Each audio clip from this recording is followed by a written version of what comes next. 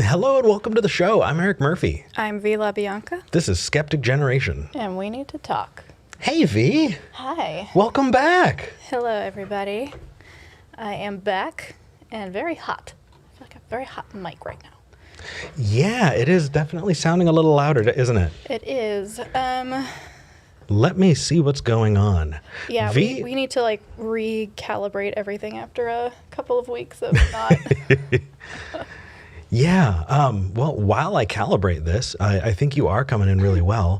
Why don't you tell people what you've been up to, where you've been? So I have been getting a hysterectomy, which is super exciting. And if you followed me for any length of time, either on here or on social media, you'll know it's been a very long process. But it's finally happened 2 weeks ago. I've been resting up. Oh, that felt a little better. That's still very loud, but it felt better for a second. Like that? No, that doesn't help. I've been resting up. Like that? I've been kind of, maybe a little better. I'm still getting like crackles when I get too high. I think the noise gate or the compressor needs to come down something. Oh my goodness. How long has it been since we've had audio issues? A while. Yeah. Wow. Yeah. Oh, see, like that was very painful. I think that's on our end, actually. Okay, cool. You got me. I don't know. I keep You're peeking. peeking in my own ear, and Got that it. hurts. I'll work it out.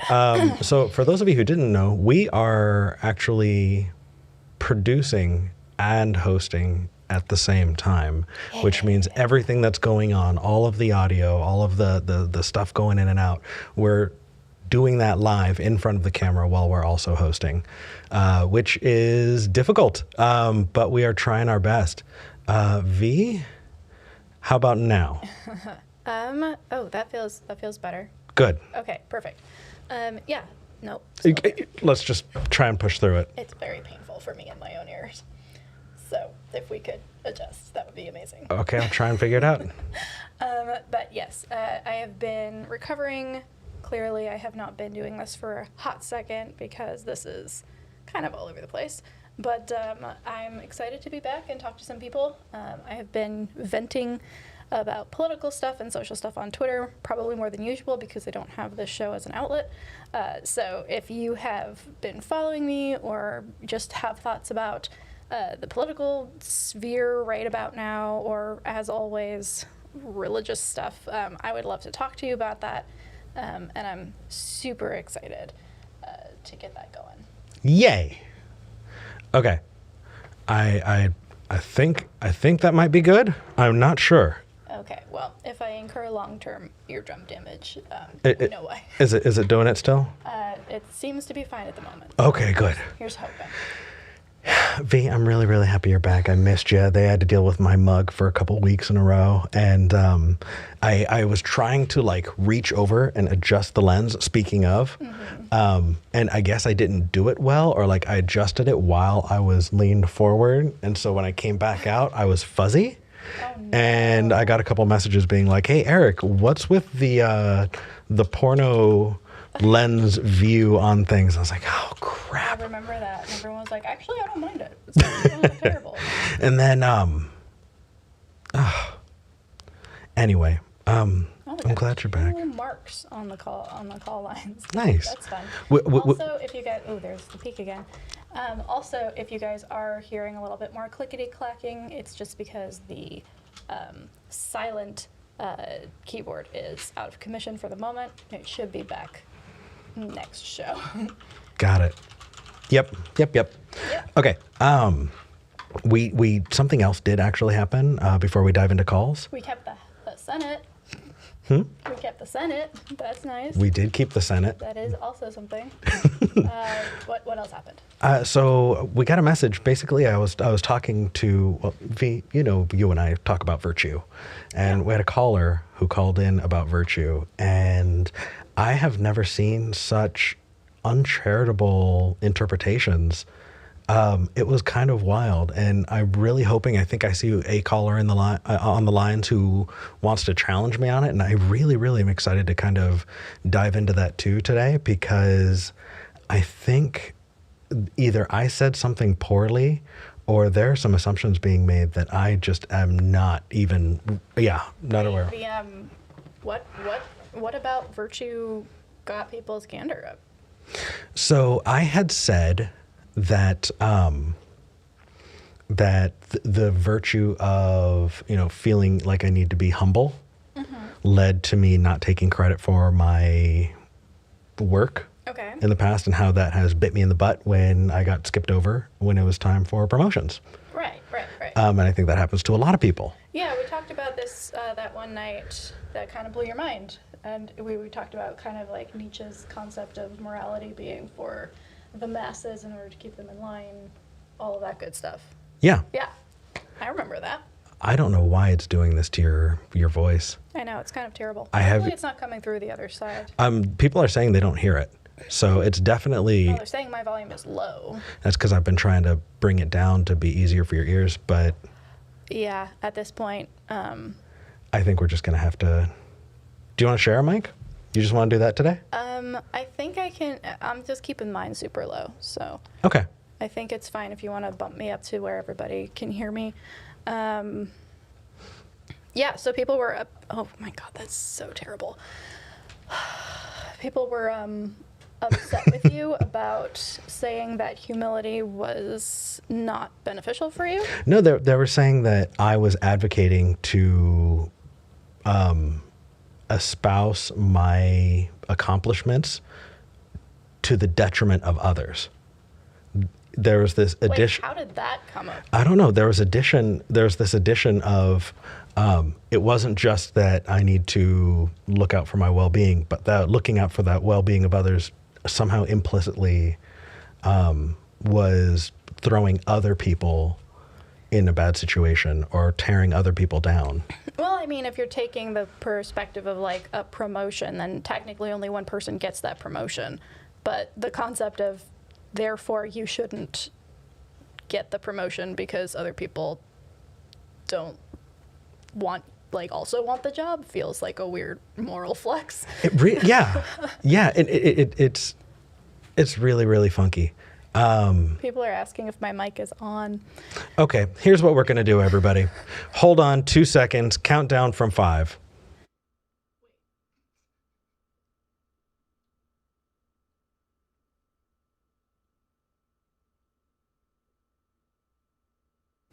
Okay, let's see. All right. What is happening? Testing 1. I switched us. Okay, I'm still peeking in mine. Are you peeking in yours? We're switching places. I'm still hosting. Oh, I'm Let's go. so confused. Okay. Okay. Chinese fire drill. Let's do this. Jesus. Y'all are going to see something funny. Ready? I'm in shorts. Okay. Let's do this. This is a professional show, we swear. Who said anything about Okay. a professional show? Oh man, this is really awful. Right? Yeah. It's really terrible. I don't know why. Okay. So let's try this now. Well, now that you're hearing it, maybe you have a better idea of what is going on. Maybe. I think what's going on is I think it's actually a Like a power line thing? a cord issue. Okay. So anyway, Could you pass me my water, please? yeah. Thank you. Do you want Let's yours? dive into calls because I think people have been waiting long enough. It's how embarrassing. Thank you. You guys got a little bit of an unvarnished take today so far. They really have. Okay. If I do some adjustment, would you talk to the first caller for a little bit? I am so excited to talk to callers. It's been a hot second, so yes, let's do it. All right. Who are we talking to first? Let's talk to Mark in Ohio. All right. It says, skepticism can lead to more nuanced and complex opinions. Mark was also our first caller today. Hi, Mark. Hi, guys. Hey there. Great to Welcome. talk to you guys, and I'm glad you're back, V, and I'm so proud of both of you for getting it done. Getting it done. Oh my gosh, for real. I'm proud of us too. So it sounds like your call is something we're going to agree on right out of the gate. I think that skepticism does lead to more nuanced and complex opinions, but give us your argument for that, I guess, or where do we want to go with that? Yeah, I thought I'd give an example. I think voting is extremely important, and yet I think both parties are kind of captured by the military-industrial complex. So, they both have bad problems, but, I still got to do the best I can do. Yeah, I fully agree. And so what is the impetus for this? I guess from what I've seen the last week or two online, it's been very much like either you're all about voting, gung-ho, it's going to change everything, or you don't do it and you're a terrible person. Whereas I know for me, it's a lot more like, yeah, it's one of many necessary steps, and I kind of hate that this is how things have to be, but for now, that's kind of the reality of the situation. Is that kind of the thing you're pushing back on? It's like the least that you can do. Mm-hmm. Right. And how does that relate to skepticism in your view? I think skepticism just forces you to try and see both sides. And like, as I come to a decision on what I believe, I've got to weigh the evidence, and I can't just say, well, this is how I feel about it. I got to, figure out what's true. Oh, sorry about that. I got the dogs here. No, you're good. Mark, I think we're in agreement there. I don't imagine. Oh, that sounds so much nicer. Oh my God, I think I fixed it. I think you did. Hello? I totally did. That is so much better. Oh my goodness. Oh. Hallelujah. Wrong show. Mark, I think that you and I are on the same page there. And I do think that there is this conversation to be had about how skepticism plays into that. But I also think that it would be very difficult to get from voting is the least you can do to here is how I came to that through skepticism on like a 10-minute call. Because I know it took me like years and years to kind of figure that out for myself. But yeah, any other questions for us today? I guess not. I love what you're doing. I'm the guy that called a while ago about my leg being broken, and so I just wanted to call back in and say continue to listen to the show, and I love what you guys are doing. Thank you so much, Mark. Appreciate it. I hope you're feeling better. Take care, Mark. Bye. Yep, fully am. Good. Oh my goodness. This is difficult because I feel like we have so cultivated our audience at this point that the people who call in tend to agree with us on most things. Yeah. I'm just like, yeah, I fully agree. Let's, I would love to go get a coffee with you and just talk about that for 3 hours. But unless you want to look like Charlie Day with the red strings, like the crazy eyes meme, like it's impossible to get from point A to point B in like a 10-minute call. Yeah. So, yeah. I mean, just the principle of Socratic questioning. Why is this way? Can Yeah. lead you to a whole lot of really crazy things that are, I don't know. Yeah, it definitely led me down the path because, it wasn't just religiosity, but it was questioning the dogmatic structures of things like monogamy, things like socialism, communism, I think things there's like authoritarianism, or why are we even trusting the people in charge in the first place? What does it take to be in charge? What is somebody's responsibility to themselves, to others, to the society that they're in? And it just goes and goes and goes, and we wind up here. Well, the thing is, like, I do want to like put the asterisk there that like that needs to be grounded in a solid materialist epistemology before, because that can get you to really interesting places. It's lizard people. True. But again, it's Socratic dialogue, right? Why, if you came to the conclusion lizard people, I really feel like if you honestly asked yourself why just a couple more times, you'll realize that it takes more to believe in lizard people than it does to find a naturalistic right. But like explanation that's assuming that both parties hold the value of like the null hypothesis and Occam's razor. If they don't both hold that fundamental viewpoint, but then, at that point, it's not epistemic; it's axiomatic. Well, exactly. But you can axiomatically ask Socratic questioning. Like, that's just a dialogue style. Okay. So, anyway. Hi, hello. we're back. We are back. My brain has not been in this gear for like 2 weeks now, 2.5 weeks. So, apologies. I'm just going to get super excited and probably like just word vomit all over the place. I hope that's okay. Totally understood. So the caller who was wanting to call in about my views on virtue, looks like they're gone, and I'm really, really bummed about it. If you called and you dropped out, but you were calling because you wanted to challenge me on virtue, please do. I would really, really love to have that conversation. Oh my This is goodness. the platform to do it. I mentioned Nietzsche and they dipped. I was like, yes, Nietzsche. They were like, well, I'm out. Really? I have no idea. That's my head canon. Who else do you want to talk to? Oh my goodness. Okay, let's see here.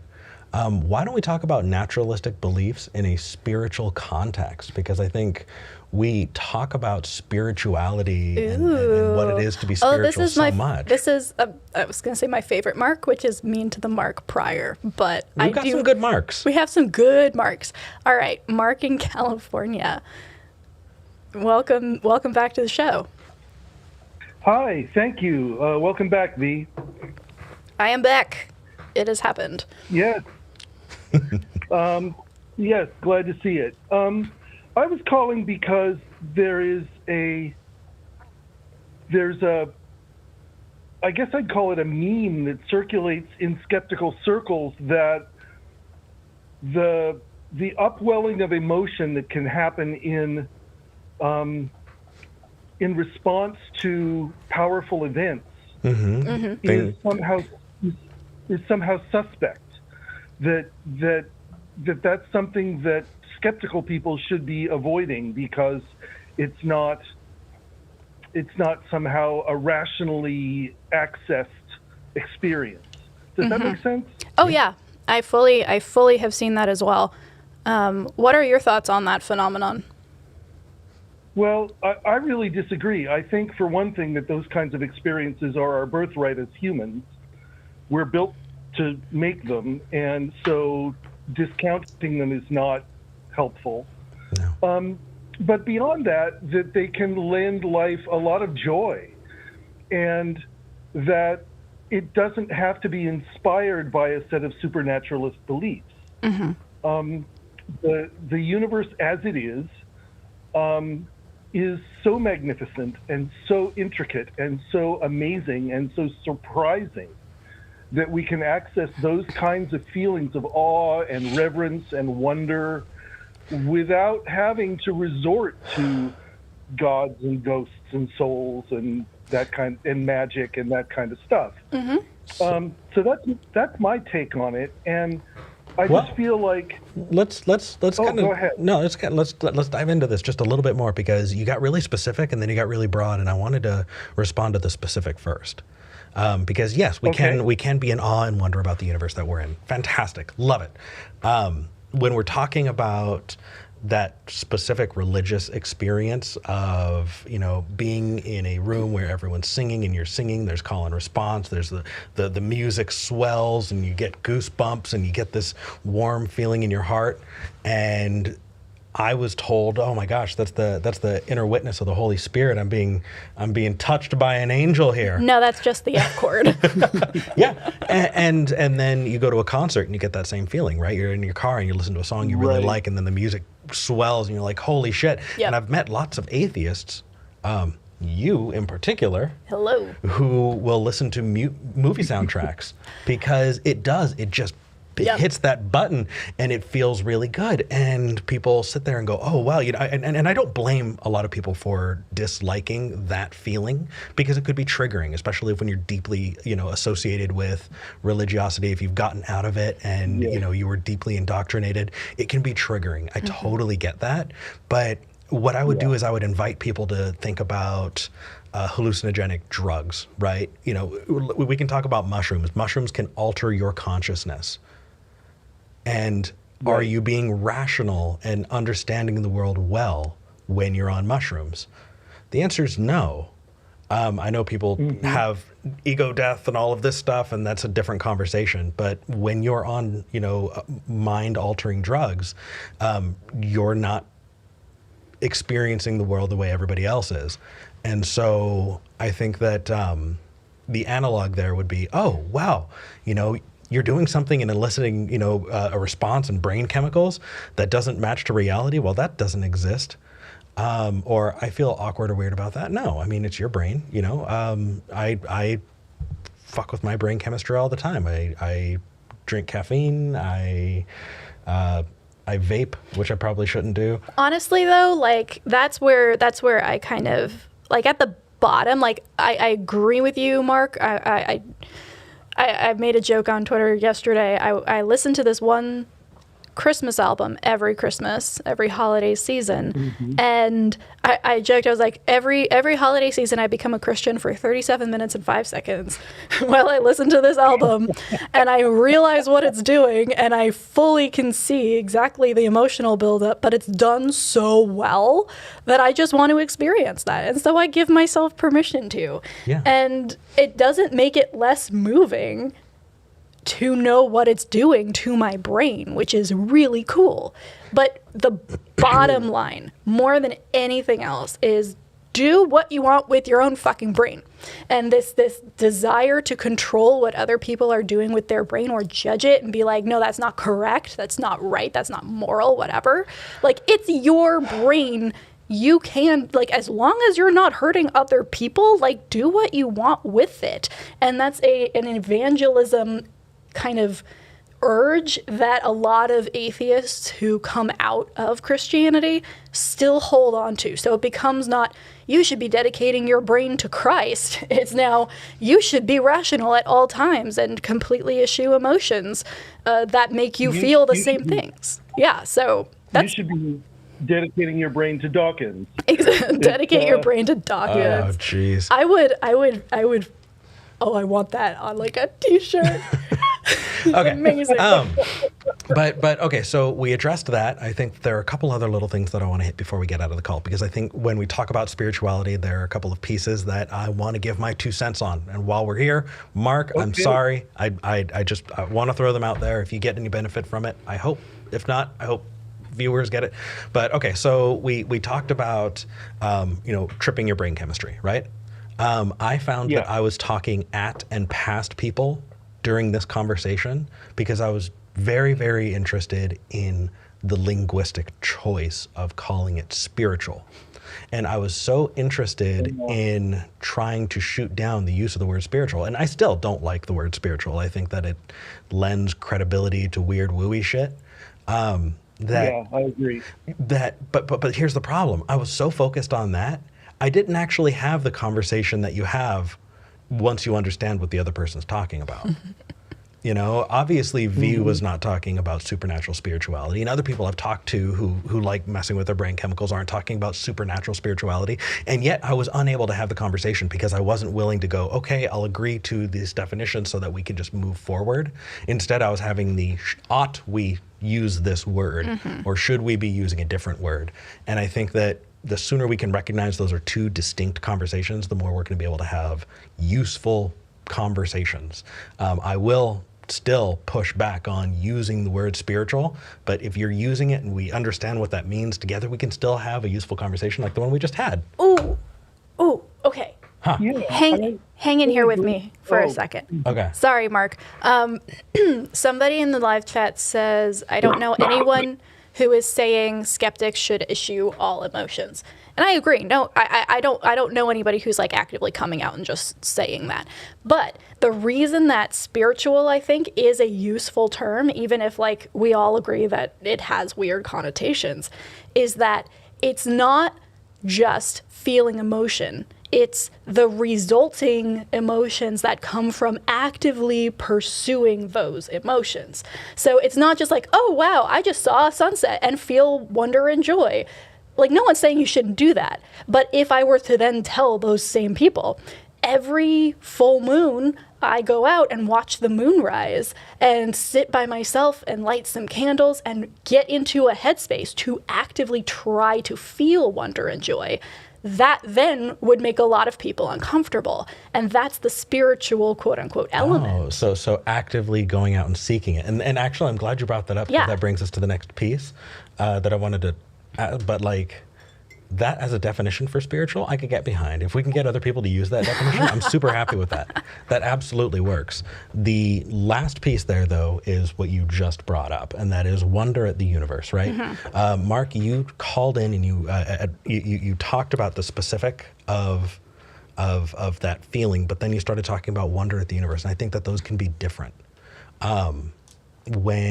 Agreed. Yeah, like I think that there are a couple of things that I can think about that make me feel very, very small in a big chaotic universe, and I love it. And that's fantastic. It doesn't necessarily need to make all of those feels happen to enjoy it. But I absolutely agree with you. I just bring it up as something different because if somebody is saying, hey, we're made of star stuff, and you're just like, fuck yeah, that's not necessarily a spiritual experience. Right. Using V's definition. V, I like that. I'm excited about that definition. Mark, Yeah. what are your thoughts? Well, to start with, we're having a mutual admiration society to some degree, and Yeah. I'm agreeing with everything that you're saying. But I do think that there is a real discomfort within atheist circles of the idea of cultivating these brain states, Yeah. of learning the skills, and they are a set of skills, to be able to put ourselves into particular states of consciousness.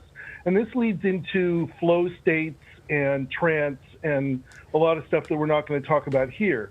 But all of those things can be very valuable for people in terms of being able to work with their psychological wounding, being able to kind of transition through difficult passages in their life. There's a skill set that goes along with ritual witchcraft / paganism, whatever you want to call it, or in other religions as well, although they tend to have this whole supernaturalist underpinning. But like that I think is why people have so much resistance to it. It's because it's the tools of the enemy.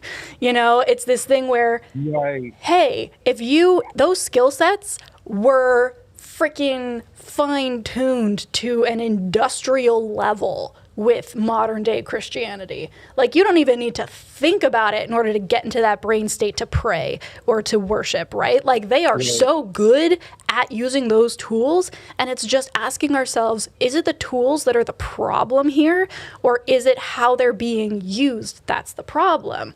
So I think a lot of people mix those up and say, oh, well, if the church is doing those things, I should not be using those same tools or doing those same things.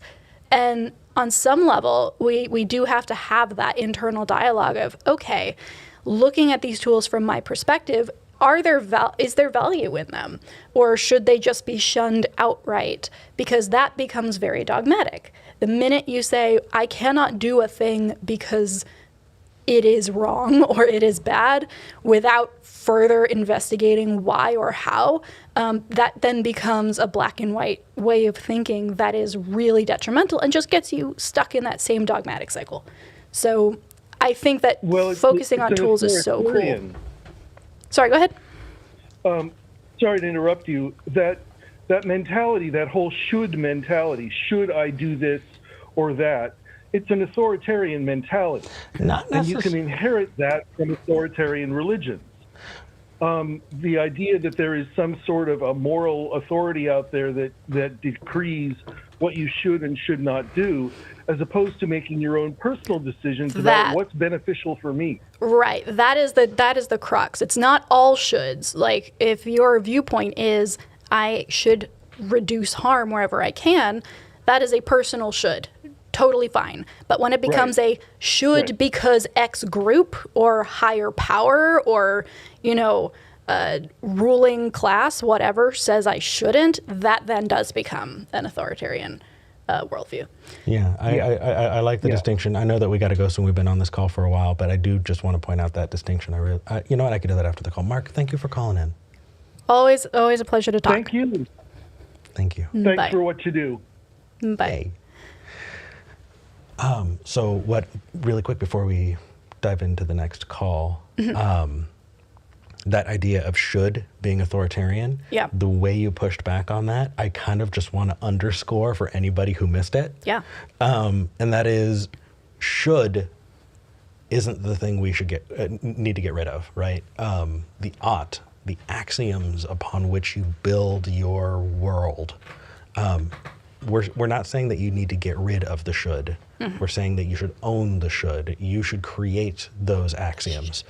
And if you're not, and you're letting other people create those axioms for you, then you run into all kinds of problems. And so I just wanted to make sure that we're underlining that should is not authoritarian unless somebody else is giving you that should. Don't get rid of the oughts. Just make sure that you have good reason for them and you're the one deciding them. Okay, that's all. All right.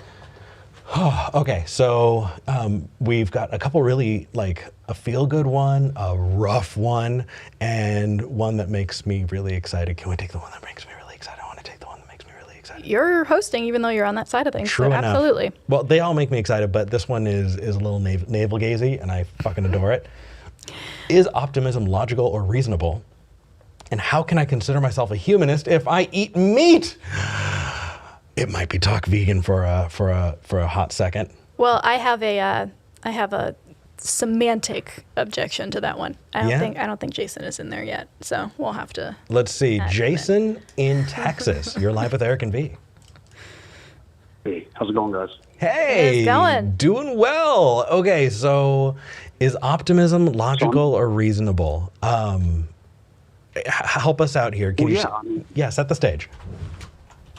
Yeah, I didn't know even really how to ask this. I guess I don't want to be like an argument from history. Everything's always been bad, But it's when I'm looking at the current state of the world, and when I'm looking at what the majority, let's say, leans to in the U.S., the amount of people that believe that there's an actual day of judgment. These are the people that are on juries that sentence people to death, that vote in politicians, that have the maximum say in pretty much daily life. So I look at that and I'm like, okay, well, I look at other cultures where majority people tend to agree with very similar destructive shit, and I'm like, well, I know that with my goal in life to increase well-being, decrease suffering, that whole thing, I guess I need to be a humanist, but it's really hard to be a humanist. And it's really hard not to just shut yourself down and be like, fuck all these motherfuckers, because,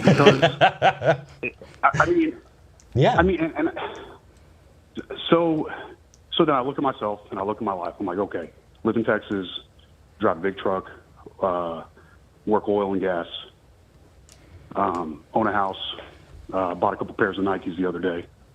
Cool, I mean, I just learned that my iPhone is like, I'm pretty much corrupt by owning this fucking thing. Yeah. I mean, you see what I'm saying? So we call ourselves humanists. We do all this shit. We say things. We challenge religion. We do all this shit. I'm active in the community, going to school for psychology. I'm trying to do all the right shit, But then I look at myself. I'm like, I mean, I eat meat. I'm not a vegan. I hunt. Not for sport, but I still hunt. I eat meat. I own pets. I buy plastic things. And I'm so yeah, please. I'm so there with you. Like I eat meat and I have trouble when it comes to talking about veganism because I haven't really heard, well, I've heard some bad arguments for veganism, but I've also heard some really good ones. And I'm still a meat eater. And I'm like, fuck, what do I do? I would love to give you what works for me. And it's not great, but it's all I got, brother. So Okay, so here's the deal. When I was a church boy, and you see this in a lot of religious communities, there's this idea of this standard that's set up that you need to meet this unattainable standard, and if you can't, then you're broken in some way and only the church can fix you, right? We've heard that before, and yet we're still doing it to ourselves even after we leave the church. This idea that if you are not perfect, you are somehow broken. But the fact is, Jason, you live in an indifferent, cold universe that doesn't give a fuck about you. And because of that, that means that you're not having to live up to a standard that you can't meet. In fact, everything that you are doing as a human to make the world a little bit better place, you're choosing to do and you're making benefit, right? You are making things better in a world that is not rooting for or against you. I feel like this idea that you need to be perfect or everything is wrong, it cuts yourself off from being able to grow. It cuts yourself off from celebrating the successes where you do have them. And it cuts yourself off from, I feel like, living a good life. You sound like somebody who is going to continue to grow in their life. So give yourself permission to have that room to grow in. You're not going to be perfect right now. And also, Jason, would you be that mean to me? Would you be that mean to other people, or are you holding that degree of unkindness just for you?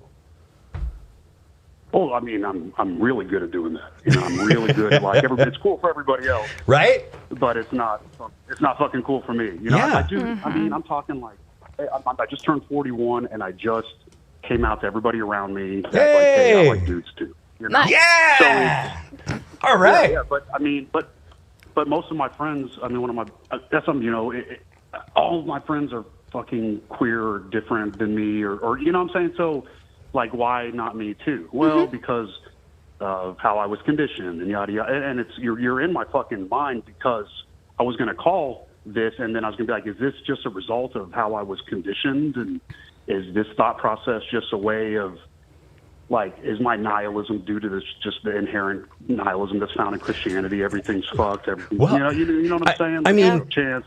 Well, it's even worse, Jason, because you're holding on to the bad parts and you're not even letting yourself have the good parts of nihilism. Because the good part of nihilism can set you free, because right? Isn't that like? No, right there, dude. Of course. Right there. Right there. Nihilism will set you free. And you know what's even worse? I'm sorry, but like I'm digging this, Jason. We live in a society that reinforces it too. My God. Oh, yeah. I need to run screaming from Twitter after about a half hour because the idea of like, oh, hey, I exist, but are you perfect? No. Bah. Like, I have had bad experiences. V's looking at me because V's had amazing experiences, but regardless, I can't look at you right now. But like, we do, right? We live in a society that has these high standards, and it's definitely not helping. So, Jason, not only are you not alone, and not only is it understandable, but we're living in a society where it's getting pushed up and it's getting promoted in some spaces, and please give yourself some compassion. Practice some kindness to Jason. He seems like a pretty cool dude.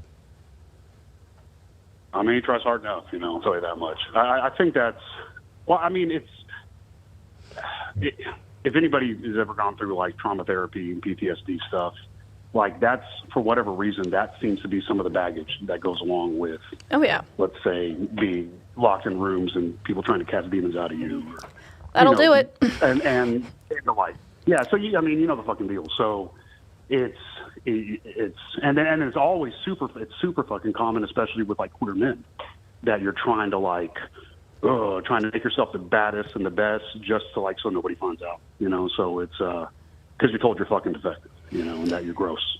I think. So it's. Yeah. I do want to jump in here real fast because you've been waiting nicely. Go for it. I do want to kind of refocus this onto the practical as well, because this is definitely something that I have struggled with too. The second that you become aware of the things like what happens to get you an iPhone, like all of those terrible, behind the scenes stuff, it does feel overwhelming. And the way that I have kind of set up my own perspective on this, maybe will help either, hopefully hopefully people in the comments. But essentially I have 4 tiers of ways to care about things. And I've set these up. The first realm, the most important realm, the inner circle, are the people in my actual community, right? My friends, my family, my pet, my coworkers, the people who I am directly connected to. If something else is going to harm them, they come first, right? And so that's where my main focus lies. And if everything else feels overwhelming, I go back there, right? The next realm, the circle outside of that, is the pet activist stuff that I care about, the things that really put a fire in my belly and make me want to do shit, right? And so everyone has a couple of those, I feel like, and there can be this guilt that you're only picking a few when everything is fucked. But the reality of that is if you spread yourself too thin, you're not going to be effective at all. If you you have a finite amount of energy to give these things during a day. And if you try and give one piece of energy to 20 things, maybe you'll make a difference in some way, but that's not going to be as effective as giving 20 energy points or whatever to one thing. So So what I would do is I would look for those things and be like, okay, what are the things that I want to get on the ground for? I want to be in the streets for. 1 or 2 of those. That's that second circle. The third one are causes that I think are important, but I personally am not emotionally invested in. What I'll do with those is I'll signal boost, right? I'll retweet stuff. I will donate if I have the money to. So things that I can do without getting that emotional energy expenditure, but I still think are important, right? And that can be its own thing. And then finally, there are things that people care deeply about that I personally don't think should be the focus of my energy. And that's that last circle, right? That's everything else. Yeah. Can't deal with everything, but if you put your community first, pick a couple of causes you would get out into the street for, and then pick a couple of things that maybe you're not going to go march for, but you will pay for someone else's gas money so they can go. Yep. That's more than most people do. So you are so good if that is kind of how you want to structure it. I know that's what works for me. No, I'll tell you the truth. That's kind of how I have been structuring it. I kind of always have that lagging guilt of trying to make up for past offenses. Oh, yeah. Just trying to make good. It's like, hey, I converted a lot of people on Christian mission trips and carried crosses through cities. Oh my goodness. Fringy fucking stupid, right? Yeah. But you know what? But it's, so I'm trying to make, what's that? You know what? There is an underlying assumption that someone's keeping track of that shit. That someone remembers that. See, and that's not true. No one cares. No one knows. So that I think is that last piece of maybe getting through that indoctrination. And it's something that we all have on some level, I think, especially living in a surveillance state in a Christian society that talks about a God. There's someone is watching, someone's keeping a tally, someone is keeping score. Nobody is except for you. You are the only person who cares that you carried a cross through Main Street. That is, you can decide to not care about that anymore and just go on with your life. And honestly, I've found interacting in atheist circles, talking about those cringy things you've done, almost every time I've seen it, you see 4 other people at that group meeting melt and go, oh, me too. Oh my gosh, I didn't want to bring it up because it was so embarrassing, but I had that like, it can feel so good breaking down that wall and realizing that like so many of us are carrying a similar kind of guilt. And I don't know, it makes processing it easier for me. I hope this helped, Jason. Yeah, this was fun. Oh, no, it does. It does. It really does. And then just to second what you just said, Eric, about having that group support, I mean, I've got a good group support that I'm interacting with pretty consistently. And it's fucking huge. And then it's like, and then you accidentally start helping somebody else by just like bitching and moaning. Right? Exactly. So it's, so it's good. It's, you can be altruistic and not be at the same time, which is kind of the case always, right? But I don't know. I think that's pretty much it. I really appreciate y'all taking the time to talk to me about this, and and it just what you said really second kind of was going on in my head about it. This is like shit that I've been conditioned and indoctrinated, and then y'all bam, I'm like, okay, cool. Yeah. So well, I do appreciate this, and appreciate y'all you. fucking rule. I really appreciate what y'all do. Definitely. you. Y'all have a good day. You too. Thanks, Jason. Hey, thank you. I see in the live chat there are a couple of things. Yeah. First off, your 4 rings. Yeah. I saw the most convoluted description of it. Yeah. Yeah. So the innermost, that's the inner, and then there's the outer inner, and then there's the inner outer, and then the outer. That's funny. Which is fantastic. And then actually, this almost happens almost every episode. Somebody in the live chat is like, "Holy fuck, that's Eric and V. I haven't seen them forever." Hey. Hello. For those of you, especially you in the live chat, we're glad that you found us. We've got some good news. There are quite a few episodes for you to watch. Yeah. There are seasons. And just to answer the question, because people still ask, V and I started this channel. It is ours. We're not part of any other organization, any other group. This show is supported by all of you. And we sincerely appreciate it. Not only that, but we put in a ton of work on putting out a podcast. There's a podcast version. In fact, if you want to get an ad-free version of the podcast, I'm totally going to use this as an opportunity to go to patreon.com/skepticgeneration. That's patreon.com/skepticgeneration. We do take everything that comes in and we put it back into the show, and that is also true of the super chats. If you leave us a super chat, we read it at the end of the show, and we put that back into the show. Guys, also, I do want to thank you because it is by your hand that we are not in deep shit with the IRS. We were able to pay the taxes that are the result of us owning basically a small business. Yeah. It's exorbitant, but we were able to do it because you guys supported us throughout the last year. So thank you for that. Yeah. Now, V and I can only do so much, right? We're sitting, we're on the computers, we're running all of this. You saw at the beginning of the episode, it was kind of a shit show. But we also do have some incredible friends and volunteers who are helping where they can. People who are moderating the live chat, people who are moderating our social media groups, people who are call screening, people who are on our Discord. We have some incredible volunteers, and if you get the opportunity, go back, hit pause where we thank our volunteers in the outro, because there's no way we could do this without them, and we love you guys. And could you imagine if we couldn't screen calls, or we couldn't things would get pretty hairy pretty fast. It really would, and we appreciate all of you. So we don't want you to think we forgot you.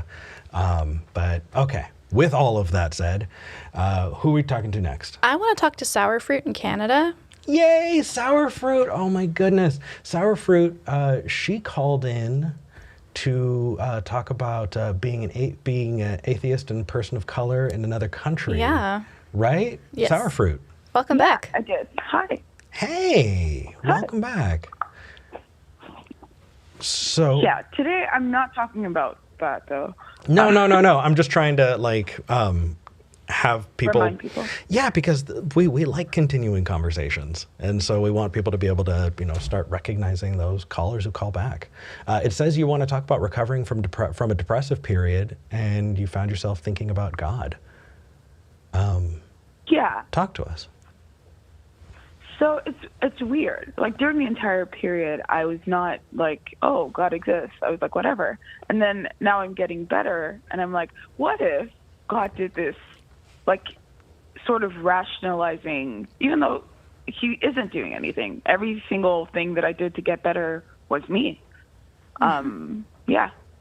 But I can see, it just makes me sympathize with people who like would say that they're atheists, and then they find that when they feel better when they go back to religion, because it's easy to be atheistic when you're depressed. But when you have to face a lot of things, like the fact that now you're feeling hopeful again, and you don't know what you want to do, and also maybe some embarrassment in the way that you treated other people, it's easier to just be like, oh yeah, I was horrible back then. There was a demon who was doing something, and now God has like helped me out to get through that.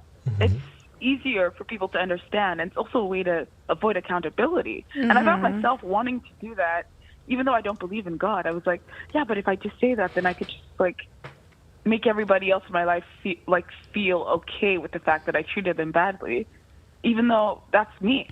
Yeah. Nothing to do with anybody else. Yeah. That's really introspective in a really powerful way. I think that more people could do with understanding that level, even not just the demon possession element, but that concept of, oh, well, it was just a thing that I did because of this thing I couldn't control. Yes, absolutely. You cannot control your brain state in that way. But there is still that level of accountability if you hurt other people during that period, and understanding that by itself is so important. I'm super intrigued by the connection that you made to coming out of depression and like assumptions about God or God's existence, or maybe this was a test, or maybe something supernatural was happening. And I think that is so, it speaks so much to the level of cultural kind of indoctrination that we've all kind of absorbed, because that story, the story of the person who was an atheist and was super depressed and then they weren't anymore and then God came back into their life, like that is just about as cliche as you can get in a church setting. Like that is every testimonial. That is everything. And we absorb that. So, that is every movie on PureFlix. Oh, every movie. I was the mean philosophy professor, and then I got hit by a car and saw Jesus. Like, but like, it is so accurate to pinpoint that transition into hope is tied in some like subconscious way to God. Because that is exactly what the goal was. Like, oh, you're going to come out of this, and that's God. Yeah, we've been conditioned. Yeah, deeply. Absolutely. So, I mean, good call making that connection. And if I wasn't a skeptic, or if I wasn't as skeptical as I am now, or if I hadn't been watching thousands of shows almost all the time, questioning myself, I would probably be religious right now, which is insane to think about. And I can't imagine how many people who have been through something and have brought themselves out of it, and then have put all of their efforts, and they've ignored what they did and said, okay, that was God. It's so sad to think about, but there are definitely people like that. Oh, yeah. I think that is the story of every person I've talked to who said, I was an atheist and then I had an experience that I couldn't explain. That's it. Oh, yeah, absolutely. But, yeah, I really don't know how to add to that, because that is exactly what that is. You've been taught that when that happens, that is the time. Like, that was the hallmark moment that you're supposed to, somehow forget how to be a Christian and like not know anything about the Bible, and be like, and then say the sinner's prayer, God, hey bro, I don't know how to do this, but like, I'm really fucking sad. Oh, I can't say the F word. Oh, you know? And just like fumble with your prayer like a virgin trying to unclasp a bra, you know, and like, I don't know. Wow. What? That is The sinner's prayer. Absolutely is what that is. I'm just amused that, like, okay. Okay. What pray? How pray? But like the fact that you found yourself here talking about it Yeah. is awesome. It's awesome. It's literally, you know, one of the biggest reasons why we do this too. You know, we do this show partly because we found ourselves in these positions and we figured it would be beneficial to talk about it. And it is awesome that you're wanting to talk about it. Yeah, thank you so much. I really just wanted to say that. I don't think I have anything else to say. So. Well, thank you for calling, and I'm so glad to hear that you're coming out of what sounds like a really difficult period. Good job working through that and taking care of yourself and taking accountability where you need to. You're doing all the right things, it sounds like. Absolutely. Thank you so much.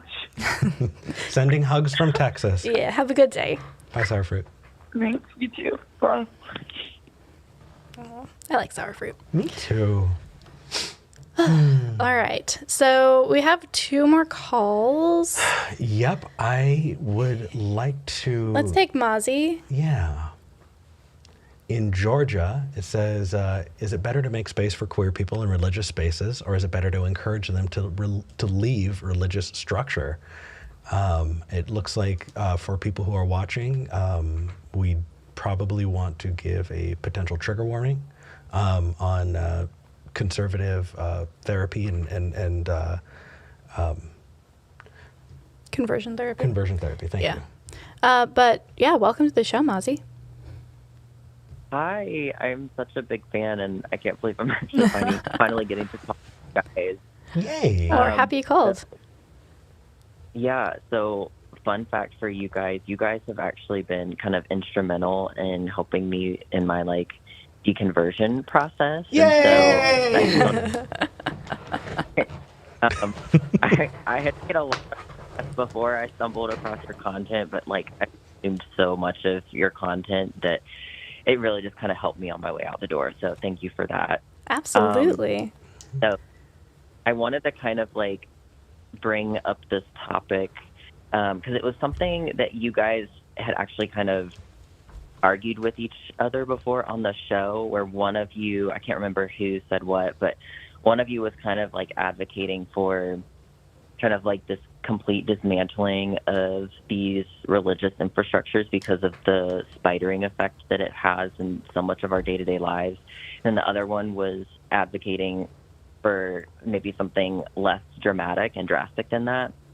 And so, like, as it relates to conversion therapy and just like all these anti-LGBTQ sentiments that really come from these fundamentalist sects in particular of Christianity, because that's the one that I'm familiar with. I'm trying to figure out, like, I'm going through what I've heard you describe as kind of like your angry atheist phase. And it's like I want to channel frustration and try and like build better, but it's like, are my efforts and energy like better in trying to advocate against the whole structure, or trying to make sure that people can be safe in their religious environments first and foremost, because that was an experience that permitted to have. And I it's tough because I don't know like what's best. And so anyways, that's an argument I've kind of heard you guys have a little bit on the show, and so I thought it might be a good idea to call in and talk about it. I love that question. Yeah. And before we dive into anything about anything else, I do want to just latch on to something and make sure it is said explicitly. Mozzie, you don't have to do anything. You have to do shit. Like, nothing. Like, I love that you want to, and I think that that speaks a lot to the kind of person that you are, and you are going to have impact in other people's lives just by calling this show, just by being who you are. I do want to just make sure that before we get into what's better, you know, what's more effective, all of this and that, we start by saying, well, there is no expectation for you to do anything. You do not need to optimize your anger. You do not need to weaponize it unless you want to, in which case I'm right behind you. Like, let's go to war. That is absolutely something I want to say first and foremost. Yeah, totally hear you on that. I'm all good. I've gotten the help and resources and healing that I've needed, and Good. then Nice. the appropriate already, been notified with specific individuals and potential crimes that have been committed. So, like, I'm all good on that front end. You guys don't need to worry about that part. It's like Okay. now I really want to do, kind of like this activist headspace, and I'm trying to think like, you guys have been helpful for me, and I want to do something similar, maybe not the same, but like it's trying to figure out like, okay, so what next? Like now I'm ready to take of other people and be the person that I needed 10 years ago. Oh my God, this makes me so happy. I'm like tearing up. I love it. I love it so much. I have so many thoughts and feelings. So probably if I am correctly remembering these arguments we have had, they probably were fairly early on in the show's history, because I think we've come to a more aligned understanding of that. I think I normally am probably going to be the one to be like, you can totally still be religious as long as you're not hurting people, and that puts me at odds with a lot of other atheists who are very much more anti-religion. Well, so I think that there's a time and a place to have the navel-gazing conversation of let's talk philosophy and get real deep and nitty-gritty. And when that happens, if somebody wants to talk about their justification for the belief in a God, I will. That's the time when I spar, and I enjoy it and I love it, and I think that's important. And I think that as long as we're recognizing that shouldn't go away. We just recognize that there's a time and a place. There's a practical sense to things, and that's where I think we do agree, V. Nowadays, it's and the answer is all of the above. Yeah. Let's make the whole world a safe space for queer people. Let's make all of it Right. a safe space. Let's make outside of religion, inside of religion. Let's make courthouses and classrooms and government centers and grocery stores a safe place for all of us. And that is going to have, and it's going to require so many people that aren't you. And so they're going to do what they're good at. They're going to find those things that they can get involved in. And that should give you permission to do the same. We can give you a couple of options, but don't think that you need to take on more than you can, or that you need to take on something that you don't have a skill set for. Like, my very first thought is recovering from religion. The Hotline Project always needs volunteers. It always needs more people who are going to be there, because there are so many people who are in that spot and need that person, just like you're talking about, and they call and there are not enough people on the line to answer the phone. And that is a way that you can really, and like, you call them and they will train you. It is a peer support line, so don't think that like you're not qualified, because they'll get you there. And you don't need to leave your house. So for anybody, even for people who may not be able to leave their homes, that's a way that you can volunteer. Another great thing you can do if you want to get your hands dirty is just find local groups that are doing good stuff. I mean, shit, before I moved out to Texas, there was a church that was in my community that was doing so much to help others that I would go and I'd lend a hand. And they'd be like, hey, we've never seen you at church. And I'd be like, that's because I'm not religious. I'm not a Christian. I'm actually an atheist. And they'd be like, why are you here helping? I was like, because I want to help people. And I became the face of a faceless thing that they were afraid of. And we got to break bread together, and they got to see the humanity in me. That was beneficial. You could, check out and talk to other atheist groups, because sharing your experiences can be incredibly beneficial. Everywhere along the line, should we tell people that they need to leave religion? If that religion is causing abuse, if that religion is causing damage, then we can't even get to the point where we can have the navel-gazing conversation. Let's get you to fucking safety first. Right. So we should advocate for those people to leave. But all of the above, and you should see the live chat. The live chat is just full of people who are being like, oh my gosh, all of the things. Yes, yes, you are all right. All of you are correct. What Except for the person who said, yummy belly button lint. You are not correct. You are actually very deeply incorrect. I've never known you to kink shame. If that is a kink, I need to get out more. Mozzie, I also want to kind of go at this from a different direction. I love how we like flip between one of us being the practical boots on the ground person and the other person being a little bit more, like high level.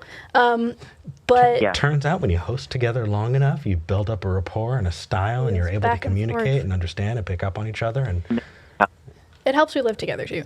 Mozzie, I think that while we can have the which is better, which is more preferable in the long run, and then of course, Eric, exactly what you said about getting people to safety first and foremost, absolutely agree with that.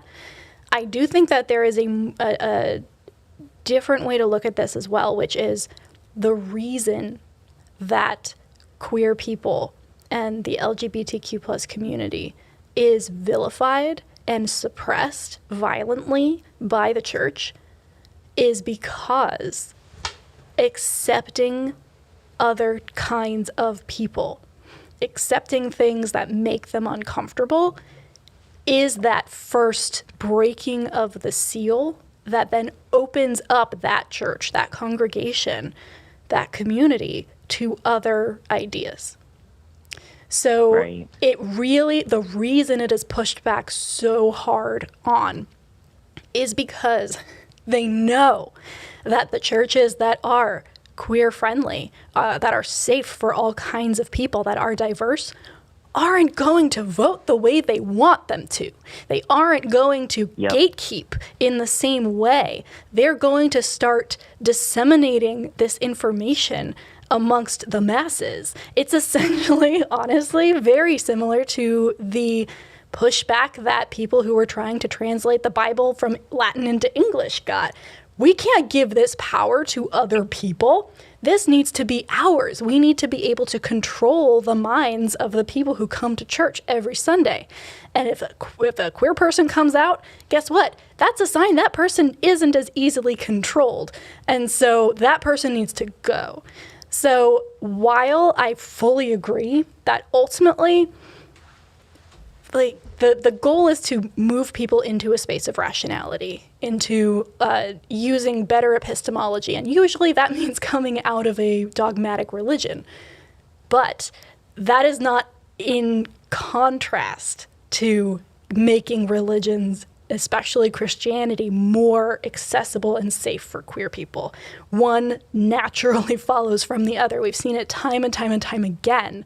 So while we can have that conversation of ultimately, yes, it's going to be great when there is a more egalitarian, non-dogmatic society that isn't founded on religion, going straight there, some people do, and it works for them, but a huge piece of that puzzle is starting to open up those doors and allow people with differences of opinion, differences of worldview, of nationality, of expression, to live safely in that space. And as soon as that happens, everything else starts falling into place. And that's why it's so pushed back on. So they aren't actually different goals. It's just, do we want to jump right to the end and start setting up the structure for people who are leaving? Because that's valuable help, right? That's recovering from religion. They've jumped to a place where people are out and need somewhere to land. Not necessarily. Also, people who are not entirely out, are questioning, are in this state of despair. Honestly, a lot of people who are like, I have no idea what I believe or what to go on. And one of the things that you'll learn, Mozzie, that will temper that angry atheist is they will teach you cannot push other people to think the way that you think, right? You'll meet them where they are, listen to them where they are, and it is a really, really awesome experience. Sorry. Yeah. No, absolutely. I fully agree. But there are those are the two sides. It's not, is religion okay or is religion not okay? It's, are you going to go to the part of the story where the person has left that religion and set up a resource for them there because that's valuable and we need that?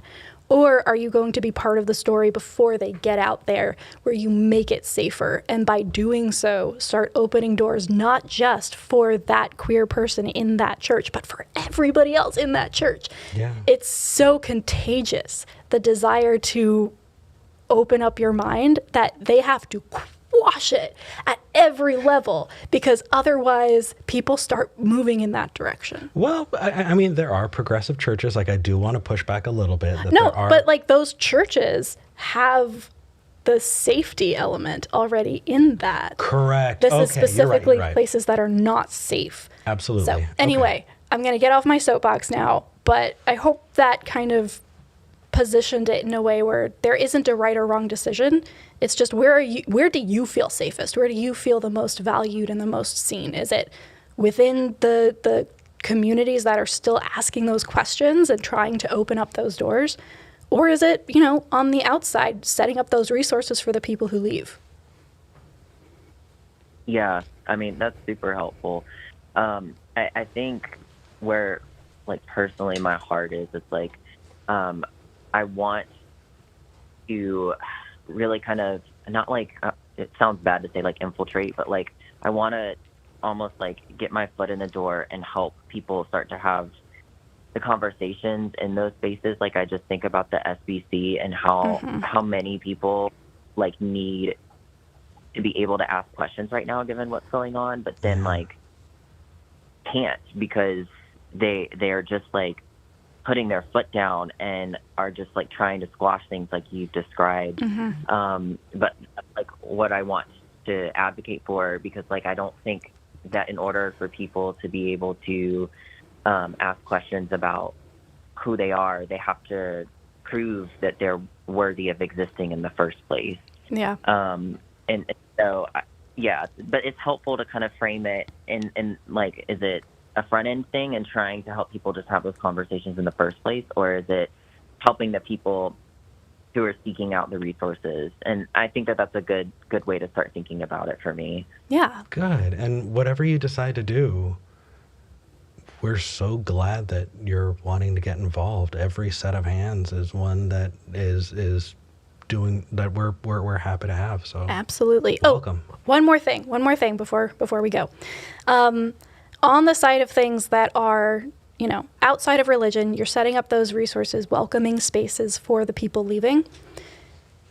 For people like you and me who are somehow gender queer, gender fluid, or in that queer community, that is not, atheism circles right now is still not a safe place for people like us.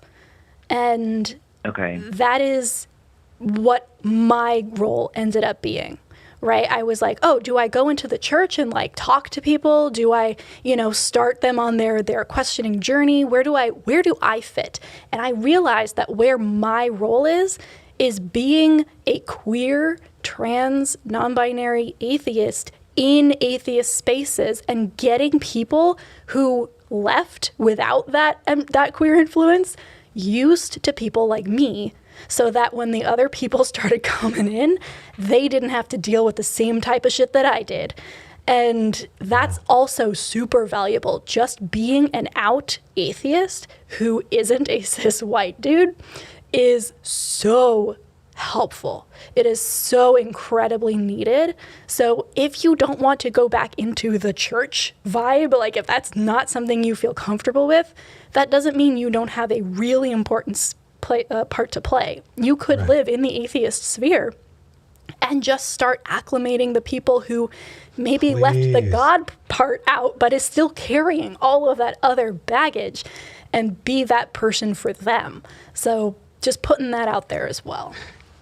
Yeah, that's actually really interesting that you point that out. And I actually would say that I might be a little spoiled now thinking about it, because, like, again, you yourself have been so instrumental in kind of my journey. And so that I think that that's part of why I related to you guys and you were so helpful, is because like I see myself in you as a host.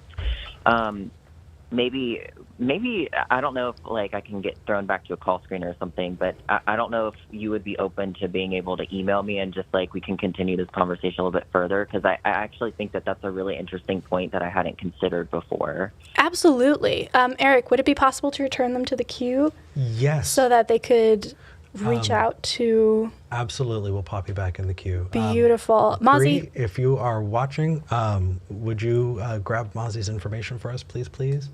Yeah, we will reach out, or feel free to reach us at contactskepticgeneration@gmail.com. Mozzie, that was so meaningful to hear on my first day back after a couple of weeks, and I just know you're going to do awesome shit. Definitely. So, thank you for calling. Can't wait to see it. Well, thanks for talking with me, you guys. Thank you. Bye. Bye. Aww. Oh, that made me so happy. Aww. That made me so happy. So many thoughts.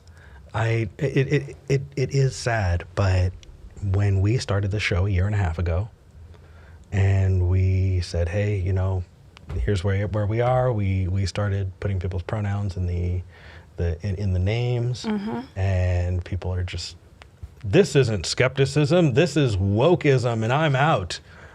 Bye. Anybody who uses the term wokeism, right? Automatically LGBTQ, this isn't atheist skeptic. I'm out. We have been filtering out those people. The trash has been taking itself out little by little, and we're happy to have a community that is inclusive and welcoming. And whether you are, whether you're queer or not, we just want this to be a safe space for everybody. And this is what we're creating, and we're glad that you're here. We're glad that you made it, and we want to see that community grow. And so we're doing our part too. Absolutely. It's been really cool to watch the people who followed us over to this show acclimate. And there are definitely the ones who didn't and who, fucked off, and, that's fine. But the people who maybe didn't see this side of things as much stick around and become regular members of our little online community is so cool. And that's why we do this. That's why I do this. It's for visibility, and to make sure that people like Mozzie, who are coming out of a religion and wondering, where do I go? What do I do? Is there a place for me? Sees somebody who hopefully represents them a little bit more than maybe other people did. So, yeah. And that is trans, non-binary person of color. We are definitely bisexual poly couple.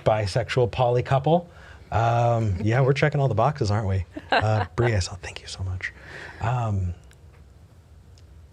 This felt really good. Fee, I'm so glad you're back. It was really nice to come back to some really awesome calls. Yeah. I am always down to argue and to fight. And honestly, I think probably next week I'll give you a little bit of a break and jump in and do an episode or two on my end, so you get a little bit of a vacation. So I can sit on the couch in my underwear. I love that. Okay. Hey, everybody. It's been great seeing you. I'm going to take a bit of a break, which is awesome. But first, we're going to read some super chats. All right. Top Cat 2069 sent $2. Thank you, Top Cat. Amit Matthew sent $10. Thank you, Amit. And hi, Amit.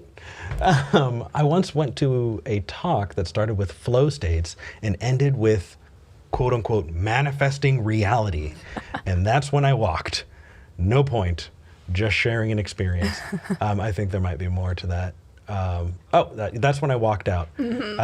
Yeah. See, that's the thing, right? If you don't know, spiritual can lead to that's the case weird with shit. Anything, though. Like, I know. I fully agree. I agree 100% that there are words and phrases and terms that just lend themselves to woo.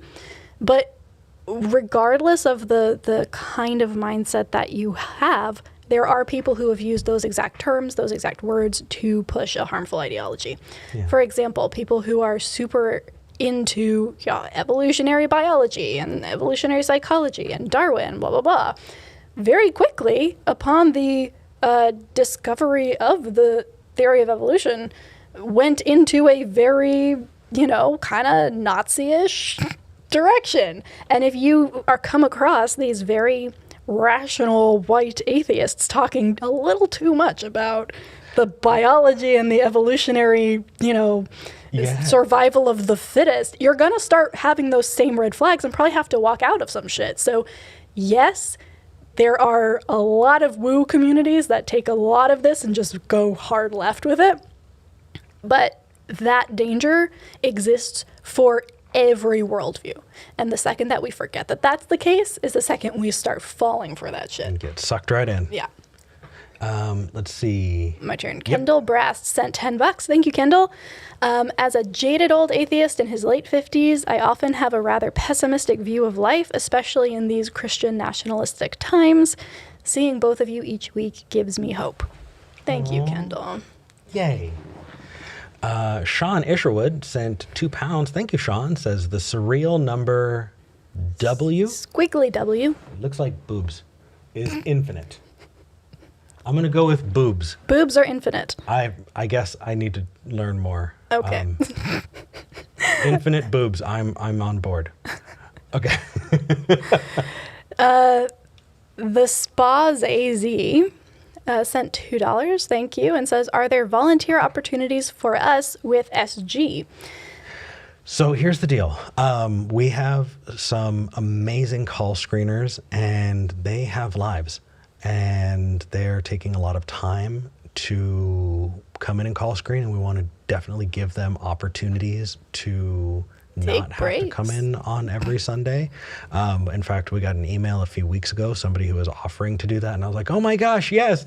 And there was so much going on in our lives that I absolutely lost the thread, didn't get back to the person, and feel like shit, and have been avoiding looking at my email ever since. If you are watching and you're the person who messaged being like, hey, can I volunteer and help SkepGen, and you didn't get a it is my, and I've been tormenting myself It just happened to coincide with 2 very intense surgeries. And just like a whole bunch of stuff. But we definitely could, and we have got to talk to our volunteers too, because they've set up some really awesome systems. And I think that I would want the buy-in and communication with the people who are taking the time to volunteer currently to make sure that they're, all involved. So why don't you email us?